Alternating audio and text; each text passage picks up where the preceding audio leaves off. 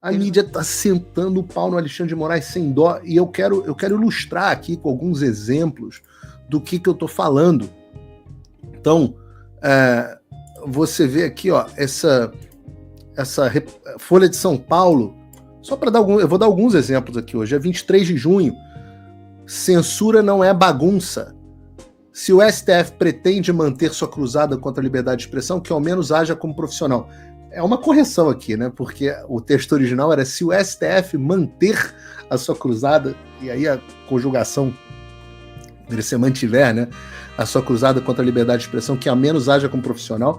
Essa eu vou comentar aqui um pouco só sobre cada uma delas.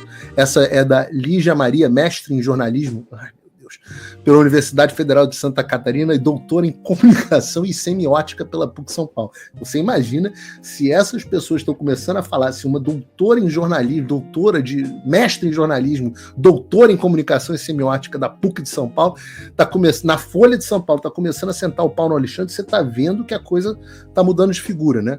Aqui, ó, como qualquer outro profissional, um censor tem obrigação de seguir os princípios básicos para exercer com eficiência sua nobre função. Eu espero que tenha sarcasmo aqui. O mínimo que se espera dele é que analise o material a ser mantido longe dos olhos e ouvidos da população.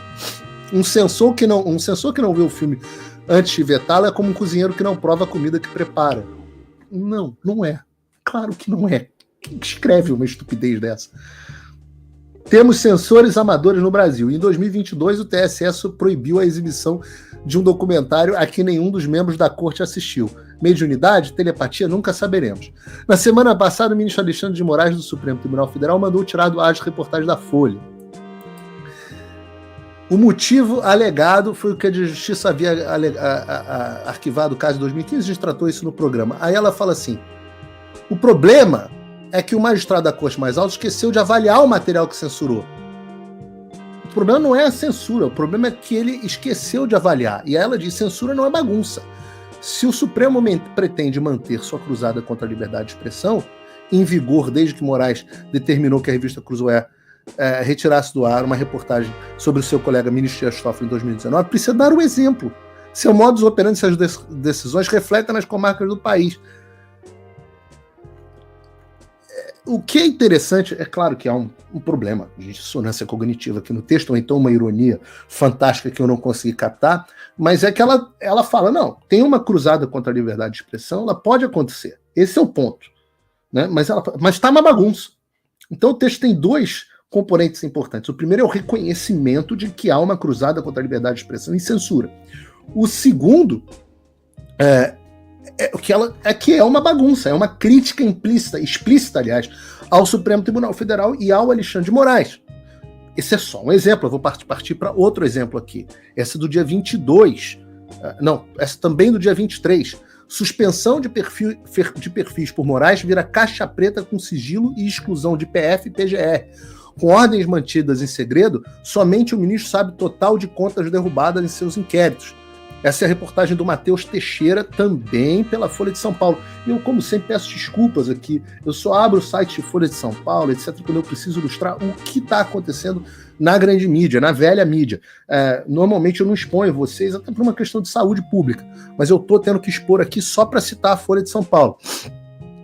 Aí tá aqui, ó, Matheus Teixeira, as decisões do ministro Moraes que não envolvem pedidos da Polícia Federal ou pareceres da PGR, além do sigilo imposto em inquéritos, têm impossibilitado o acompanhamento global de quantos perfis foram suspensos por eles e por quais motivos. Tá aqui, o ministro recuou da censura da Folha. Em alguns casos, ao longo de 5 anos de investigações comandadas por ele, nem a PGR nem a PF tiveram acesso ao conteúdo antes da ordem de providência enviada às plataformas, até mesmo em determinações envolvendo quebra de sigilo, como foi o meu caso. Como demonstrou a Folha, numa outra reportagem da Folha, que a gente pode até abrir aqui, porque é uma reportagem mais antiga, da Folha de 18 de abril, né? Ou seja, a Folha já estava começando a criticar o Supremo Tribunal Federal, o ministro também derrubou perfis e conteúdos apenas com base no relatório da Assessoria Especial de Desinformação. A reportagem é extensa.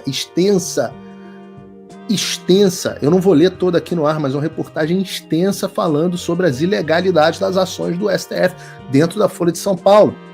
Se você não leu, o Estadão fez novo editorial do jornal Opinião do Estadão neste domingo, dia 22, intitulado Ânimo Censório. Espanta a facilidade com que o STF suspende a liberdade de expressão, chegando às raias do absurdo. Até os entreveros conjugais de um deputado tornaram-se risco às instituições.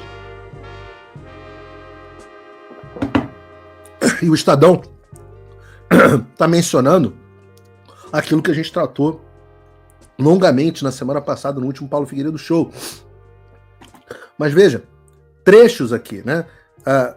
O caso ecoa a censura imposta por Moraes em 2019, na reportagem da revista Cruzoé, que eu mencionei aqui. Foi no âmbito desses inquéritos. Essa parte é importante, ele fala aqui, ó. Na ocasião, Moraes também recuou, mas esses inquéritos intermináveis, elásticos e secretos já correm há 5 anos e a sociedade ainda não sabe quem supostamente ameaça as instituições, como são articuladas essas ameaças, nem os seus propósitos, mas eles têm servido de pretexto para toda sorte de intimidação e arbitrariedade. E aí o editorial segue aqui, fala, para piorar, a censura não era só descabida, mas o STF não tinha competência para determiná-la. Na raiz de mais essa arbitrariedade está a confusão espúria entre as autoridades e as instituições que representam. Pessoas que supostamente ofendem juízes ou políticos agora são investigadas por ataque às instituições ou até por crimes que nem sequer existem, como desinformação e discurso de ódio. Mesmo a censura de conteúdos caluniosos é excepcionalíssima e exige a certeza além de qualquer dúvida razoável. Como diz o bordão, para quem tem um martelo tudo é prego, para quem se autoatribui jurisdição universal de defesa da democracia e da verdade, qualquer coisa que pode virar, abre aspas, subversão da ordem ou abre aspas, quebra da normalidade institucional, até briga de marido e mulher. Isso é mais um exemplo. Vou a mais um. Essa coluna do Fernando Schuller, na Veja, as lições de Voltaire. Nosso rastro de pequenos e grandes abusos já vai longe. Essa é dia 22. Repare aqui, eu estou pegando 2 dias, 22 e 23, para citar a avalanche de críticas que se proliferaram ao Alexandre de Moraes na velha mídia. Esse aqui é muito interessante porque começa com essa conversa do Fernando Schuller com uma amiga jornalista sobre o caso do Felipe Martins, e obviamente que isso é extremamente curioso, porque muita gente entendeu que isso era uma forma de confirmar os prints, que não se sabe se são verídicos, da Juliana Dalpiva, onde ela falava justamente sobre esse assunto, né? Porque ele diz aqui, comentei com uma amiga jornalista que escreveu sobre o caso do Felipe Martins. Ela foi rápida. Não faz isso, disse ela com jeito querido. E aí o texto, ela chama, cada um mandando um querido, é um queridismo enorme de um para os outros. Por quê? Perguntei já antevendo a resposta. Porque esse treco de prisões de censura, prisões e censura, abre aspas, da direita não tem jeito. É como aquela traição sobre a qual o casal não fala. Tem muita coisa errada, mas é melhor empurrar por debaixo do tapete. O que, de fato, se a jornalista falou isso, é uma coisa horrorosa, porque é um péssimo conselho, inclusive do ponto de vista conjugal, né? E tem alguém perguntando no chat se a Veja ainda existe. Existe, pior é que existe. Ele fala assim, achei criativo, é isso mesmo, mas resolvi escrever. Talvez eu seja meio implicante. Há muita semelhança entre isso e o suposto diálogo que não sabemos se é verídico, que vazou, sobre o qual eu não comentei. Sobre o que eu posso comentar é sobre, não só essa é uma crítica na velha mídia ao Alexandre, mas ela é também uma exposição na velha mídia de uma cultura, que é a mesma cultura da qual trata os diálogos vazados, onde os jornalistas sabem que existe algo de errado acontecendo, eles simplesmente jogam para debaixo do tapete porque sabem que é importante censurar a direita. E eu digo a vocês há muito tempo que este é o entendimento vigente da esquerda. Eu não encontro mas ninguém dentro da esquerda que justifique, com base no império das leis, o que o Alexandre de Moraes vem fazendo, não só com o Felipe Martins, mas contra todos nós. O que eles dizem é: isso é necessário para combater um mal maior, que é a ameaça à democracia do bolsonarismo. E é nessa linha de defesa, que eu não vou passar aqui, porque já foi inclusive passado no show da manhã, que o vídeo, a entrevista, que o ministro Barroso, que adora dar entrevista, adora falar sempre, como diz o Marco Antônio, não pode ver o microfone que ele já quer cair de boca, ele está falando a respeito disso, quando ele diz: nós passamos por uma prova de fogo contra a democracia, foi uma coisa muito difícil que nós passamos. Mas repara, a fala dele está no pretérito. Não estamos mais passando, nós passamos no pretérito. A coluna do Fernando Schuller, ela é um primor, absolutamente incrível. Ela fala sobre o Voltaire, e eu preferia sobre como Voltaire defendia o império das leis, até para os adversários, e eu recomendo a leitura. Mas aqui, ó, ela chama que o nosso rastro de pequenos abusos já vai longe. Voltaire talvez tenha sido grande mestre e as suas histórias sempre me cativaram. Uma delas é Jean Calas, o comerciante de Toulouse, queimado na fogueira em 1762, acusado de matar o filho por motivos de religião. Voltaire agarrou aquele caso com as unhas. Escreveu, apelou a Paris, aos tribunais e ao rei. E virou o jogo.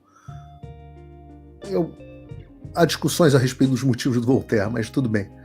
A outra história ainda mais reveladora, sua defesa dos jovens Jean-François de Labarre, acusado de profanar um crucifixo e debochar da religião. Labarre era um tipo de iconoclasta que se recusou a retirar o chapéu numa procissão, e isso era coisa pesada na época. Possivelmente foi bem mais do que pintar uma estátua com batom lá em Brasília. Ele está falando de uma das presas de Brasília. Labarre terminou na fogueira como Calas. Foi o último francês queimado por blasfêmia.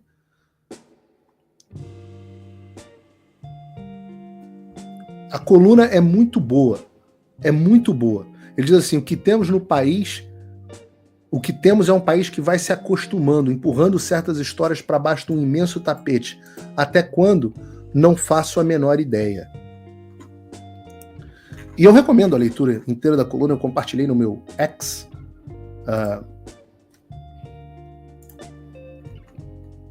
O que é interessante de todas essas coisas num universo de 2 dias, é que isso era impensável há poucos meses.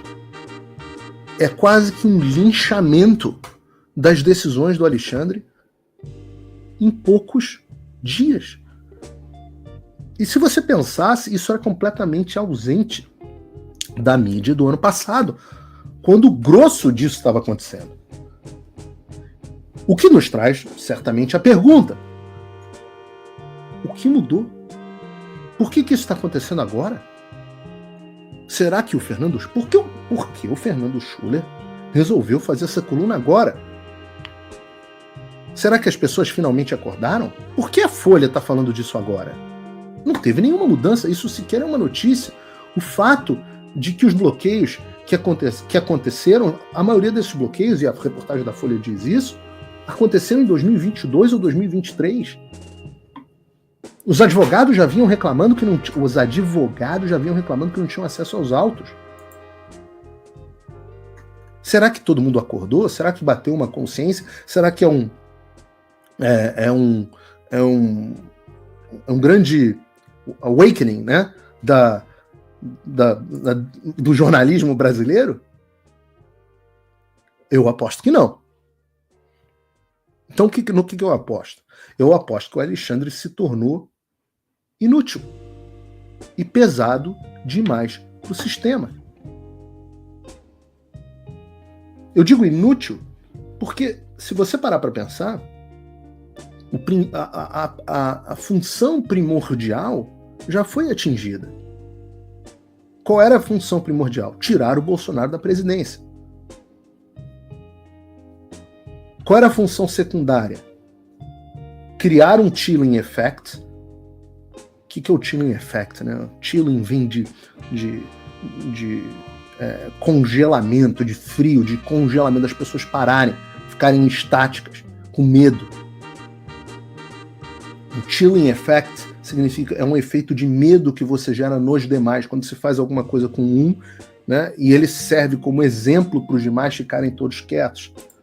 Sabe a quantidade de empresários que tem medo de doar para qualquer causa de direita, porque tem medo de ser alvo do Alexandre? E eu não estou eximindo aqui esses homens da covardia que um ato desses representa. Mas ele foi alcançado através do objetivo, através das ações, por exemplo, do Alexandre de Moraes prendendo aquelas... busca e apreensão, bloqueio de conta daqueles empresários, colocando aqueles empresários com base em print e grupo de WhatsApp dos mesmos jornais, dos mesmos grupos de mídia. Se não me engano, inclusive, foi literalmente do mesmo. Eu acho que a reportagem tinha sido de alguém do UOL, do qual faz parte a Folha, que serviu como origem. Não me lembro mais, talvez Piauí, alguém assim. Vocês me corrijam aí no chat. Cheirou o chilling effect. As pessoas já têm medo de falar. 60 e poucos por cento, 62% dos brasileiros têm medo de manifestar suas opiniões na internet. O objetivo já foi alcançado. O Bolsonaro, segundo... certamente está lá, quieto, no canto dele, com medo de sequer falar em manifestação. O objetivo foi alcançado. Então a utilidade do Alexandre se torna menor. E essas pessoas só fazem conta com relação ao custo-benefício. O benefício caiu. E o custo? Ora, o custo disparou. É pressão de Elon Musk, é pressão de Congresso, é pressão é ameaça de embargo. É cada vez mais veículos falando, é cada vez mais Brasil se tornando um pária. O sistema percebeu que a relação custo-benefício do Alexandre se tornou negativa. E eu diria, sem medo de errar, que o sistema, percebendo essa relação, está considerando seriamente a possibilidade de descartar o Alexandre. Considerando a possibilidade. O que tem a ver com a forma... Esse é o padrão das revoluções, né? O processo revolucionário termina com os revolucionários guilhotinados. E eu diria, eu fiquei sabendo, né, que tem coisa pesada para sair sobre o Alexandre na Folha, com investigação, print, etc, etc. Quem viver verá, tomara que saia, vamos ver se eles vão publicar. Mas eu fiquei sabendo, tenho as minhas fontes também, que tem uma investigação profunda, meio que bala de prata. E tomara que a Folha publique. E não deixa de marcar o seu like e se inscrever no canal se você não inscreveu, e se inscrever no meu novo perfil na rede do Elon Musk, que eu quero chegar a pelo menos 100 mil pessoas em breve. Até a próxima.